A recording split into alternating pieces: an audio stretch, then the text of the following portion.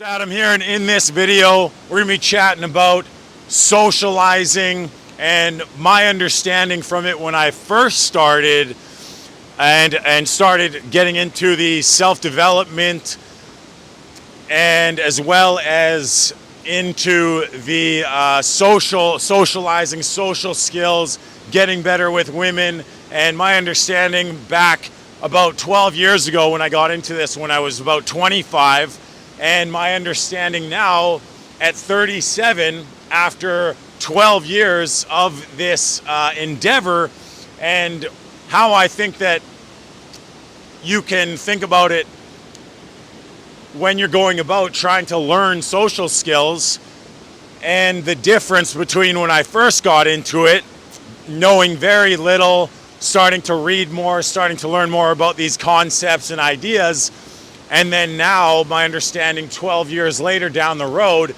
and how if I would have known the way that I understand things now back when I first started, I could have progressed and been a lot further on my journey. And so by watching this video, hopefully you will have a better frame of reference so that when you're getting out there, improving your social skills, trying to get better with women, and then you can take it a lot further and have more of a clear path as to how to develop this area of your life so that you're getting the results a lot sooner. And so yeah, that's what we're going to talk about in this video. Now, when I first started, I was about 25 years old. I had been pursuing being a professional skateboarder for the majority of my youth, probably from about 12 years old to 25. And during that time, all I wanted to do was be a professional skateboarder. I skateboarded all the time. I was passionate about it. And that's one thing that I had going for me, is that I was just very passionate about that area of my life in skateboarding, which made me want to do it all the time. At that time, I didn't know anything about self-development, how to develop your character, the literature that's out there on the science and the studies that show how to develop a skill. But I just knew that it was something I wanted to do, and that I loved it at the time. So I just wanted to do it for every day and put in hours and hours and hours of practice, which is how I got to the level in which I did. I ended up getting sponsored. I ended up getting some photos, running some magazines, learning about the industry. And the thing is, though, is there was a lot of other areas and a lot of other pressures that I wasn't aware of when I got into that. And so things such as social pressure or scrutiny, criticism, judgments. There was a business side of things which I wasn't aware of either. I just basically taught myself everything during that time. I had friends that I would skateboard with, and we would push one another, and probably people that I looked up to, watching skate videos, watching professional skateboarders, and trying to emulate them, and that's how I improved. And the funny thing is that once I stopped skateboarding, I had it in my mind that I wanted to quit. If I wasn't pro, that I would quit by 25, because my goal was to be one of the best ever. I wanted to be the best. That was what I had in my mind. I wanted to change skateboarding. I wanted to influence skateboarding as a whole. These were sort of the mentalities that I had, which is interesting, because when I did quit and I started learning and reading on skill development, psychology, business, communication skills, a lot of the things that I learned I had that journey as a reference, and a lot of it rang true. The 10,000 hour rule, putting in practice, being consistent. I did a lot of these things without even realizing, without even being proactive or being intentional about what I was doing. So a lot of those lessons are actually transferable into any area that you want to hone or develop for yourself, any skill.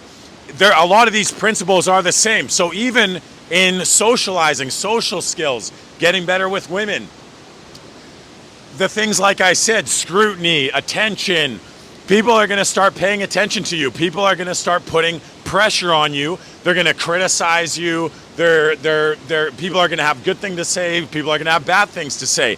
And this is an unavoidable aspect of anything that you're looking to achieve or reach a high level of skill in. So if you are going out to bars and you're going out to clubs, for example, social pressure, attention, scrutiny, criticism, people are going to start seeing you on a regular basis if you're showing up to the same bars, same clubs on a weekly basis. And it's unavoidable. You're going to have attention put on you.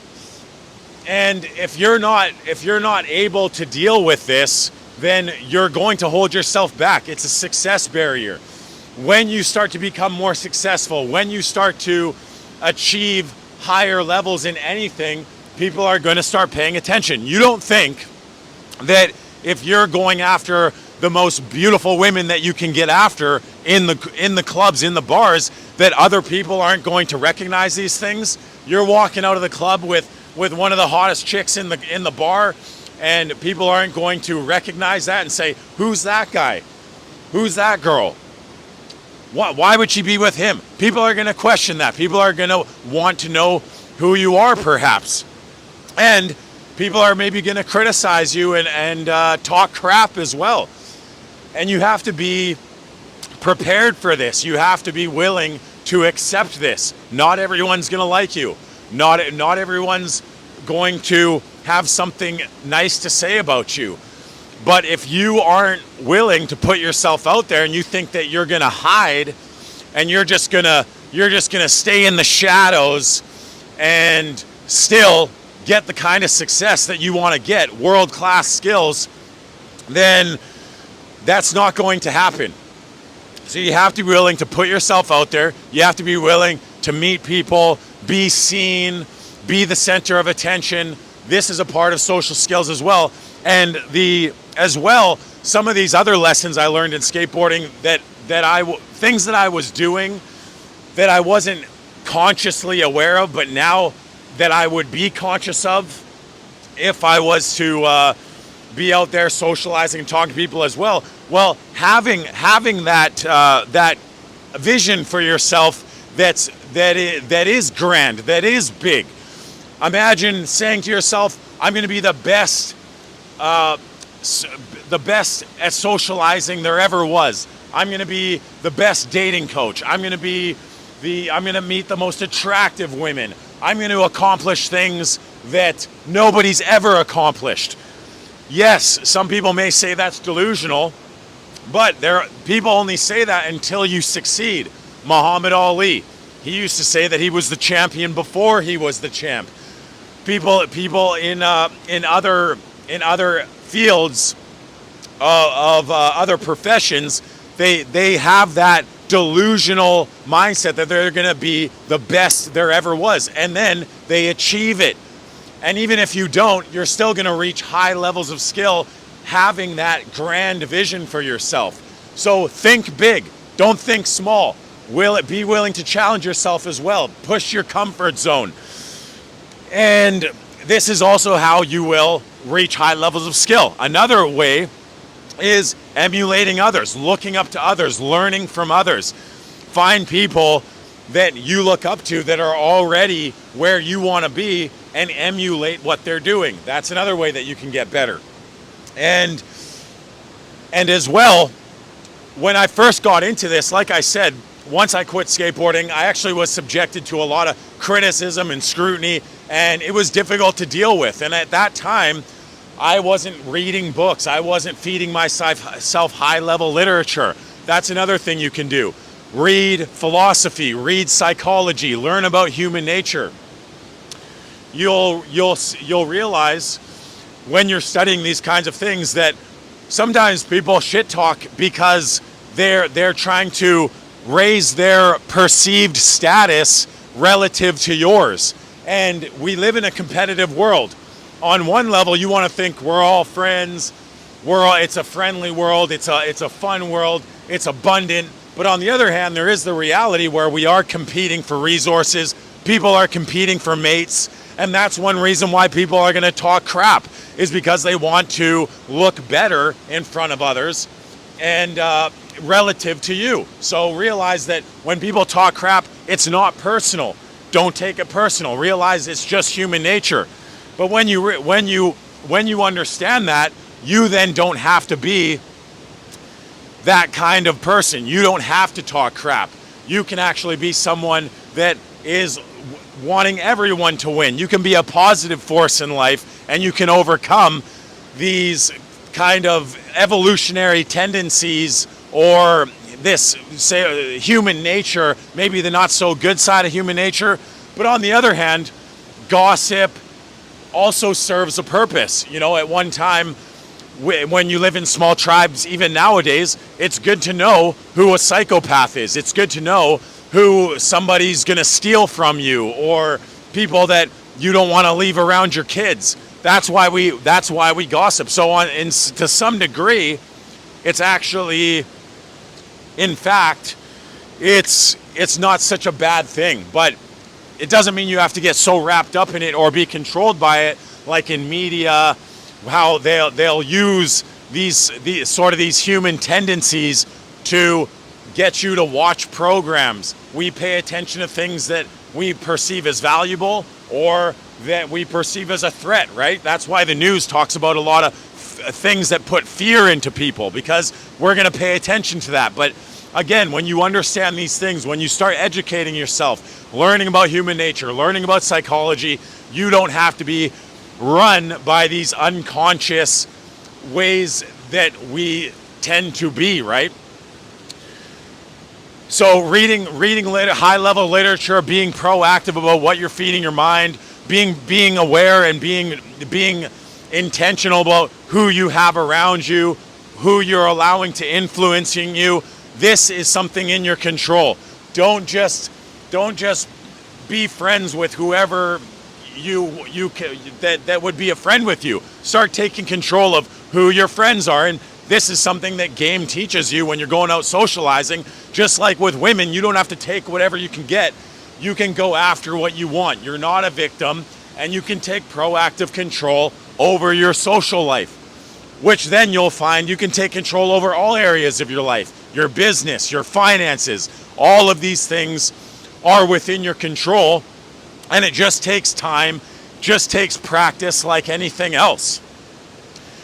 So if you're getting into this, like I said, when I got into this, I started at 25. I wasn't educated. I wasn't reading. I didn't know all the things that I now know after doing this for over 12 years now, reading books, looking at myself, self-development, educating myself on many various topics, the experiences that I've had now. Like I said, when I first started, so I was 25, and then I got into this, then I started learning about mastery and skill development. Having the skateboarding as a reference was great, because then I saw that those things that I was learning were true. They rang true because of the experience that I had in building a high-level skill. But then it took me time to internalize these concepts and start to understand these different theories and ideas. And so 7 years later, once the pandemic hit, I got back into skateboarding. I picked it up again, and I put in about 3 years, and it was very interesting because I saw and was reminded of these different concepts and ideas that I had been studying over the last 7 years. And one of those things is that the amount of work that you need to put in to see a small return, very little progress with a massive amount of effort that you need to put forth is incredibly uneven. So you need to be patient in this game and be willing to take massive action for only a small amount of progress. So keep getting out there, keep talking to women, keep taking massive action, and be patient with yourself. Don't be setting the bar so high that you're not going to stay motivated. For example, if you're getting out, just leaving the house, you can say, is a win. Just showing up to the bar is a win. You talk to one person, that's a win. Hey, I noticed some hot girls today when I was out in the day. That's a win. Everything is a win, so that you're staying motivated and you're building off of your successes. Because you can't build off of failure. And if you're setting the bar to, this is only a success if I sleep with every single woman I talk to, well, you're not going to be motivated for long, because you're not going to be sleeping with everyone you talk to. Not even close. So you got to find other ways and other criteria for success to keep yourself motivated. And realize too, when I got into this, I read, say, the book The Game, which was a famous book by Neil Strauss, which, talked about mystery and these different guys in the pickup artist industry.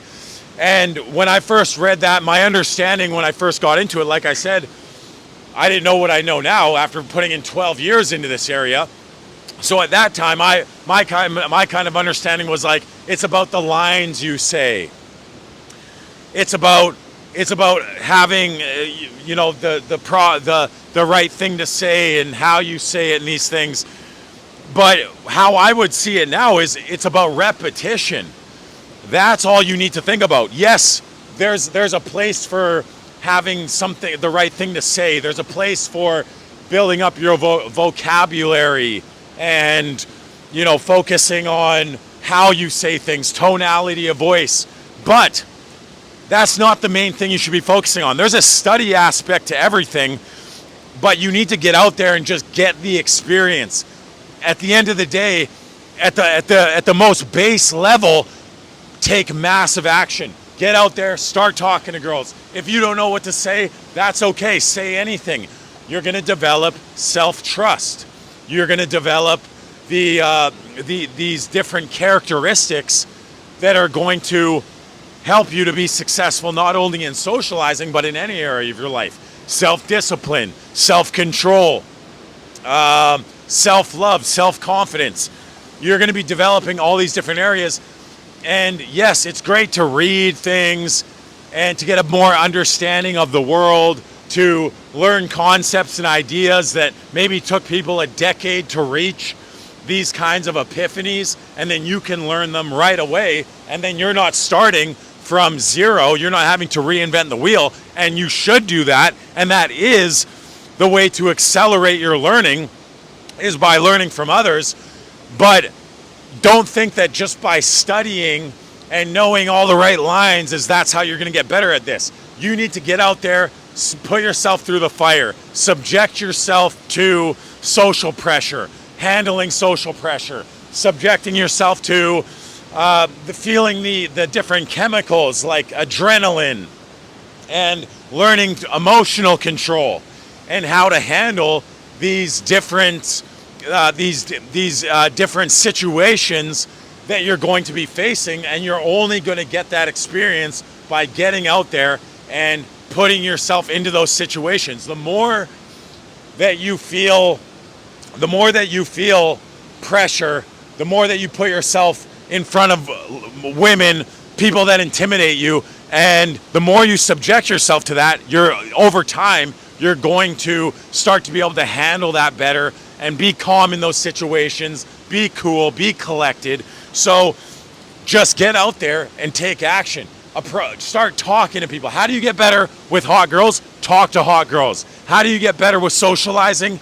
Start socializing. That is first and foremost. And don't think you need to say the perfect thing. I got to say the perfect line. No, just get out there, start talking to people, start developing that $1 million mouthpiece, start working on your vocabulary, working on having fun, self-amusing, validating yourself. Everything should come from within. You're not looking for external validation. You're not even looking to hook up with people in the beginning. All you want to do is just get out there, start taking action, massive action, study on the side, but make sure that the main thing that you're doing is you're getting out there and just talking to people. That's how you're going to develop this skill. So that's sort of what my understanding now is after 12 years. And the difference between then and now is don't think you're going to intellectualize your way to learning this skill. You need to get out there and just start talking to people. That's how you get better at this. And so I'll leave it at that. And I hope you enjoyed the video. Remember that I also do and offer free 30-minute coaching calls where I address your specific challenges, needs. I give you a game plan. I give you a strategy that you can go out and execute if you're struggling in this area. That's a $300 service that I'm offering for free for you if you're watching this video, if you made it this far. And as well as I do infield coaching, where if you want to see how this is done in person, demonstrated by me, a guy that's been doing this for over 12 years now, and also that gives you external feedback, addresses your personal issues, and gives you personalized training just for you, hit me up, datingdestruction@gmail.com. I'm Adam, and until next time, peace out, my friends.